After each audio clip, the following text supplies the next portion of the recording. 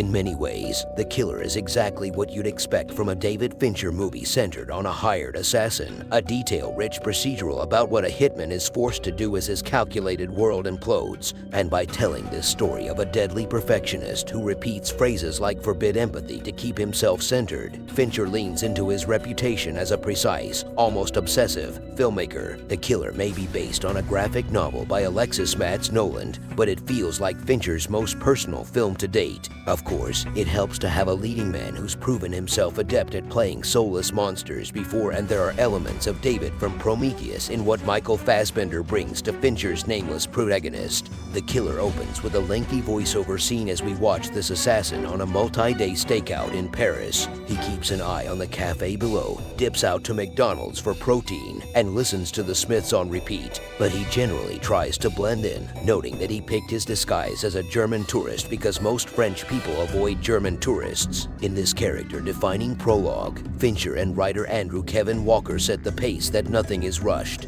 It's a deliberate peek into the mind of a murderer, someone who justifies his actions by noting how many people are born and die each day. Anything he does is just a drop in a massive bucket. After a few days in Paris, the killer's target finally appears in the penthouse across the street, and then something happens that never has happened to this film's hero. He misses, hitting an innocent bystander instead of the intended victim. He immediately knows what this means and races home to the Dominican Republic to find his partner clinging to life. The cleanup crew has already come for both of them. It's here where the killer essentially breaks his own rules. He has stocked storage units in multiple cities and enough money in foreign accounts to never be seen again. He could run, but the man who has told himself never to improvise and always to keep things from getting personal goes in the other direction, trying to burn those who came into his house and those who hired them. Arliss Howard, Charles Parnell, and Tilda Swinton co-star, but this is basically a one-man show, the tale of an icy assassin forced to get a little hot.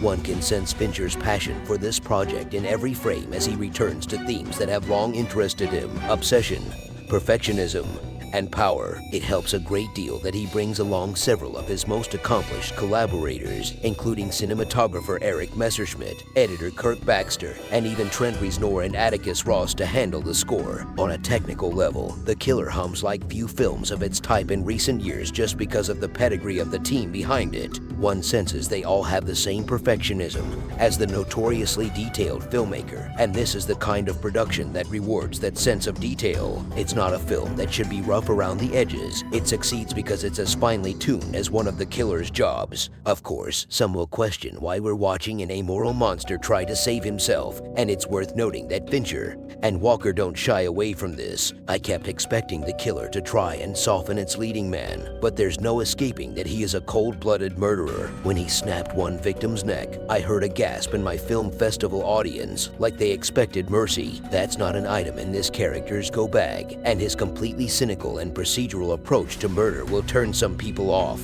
This is not a story of redemption, but precision.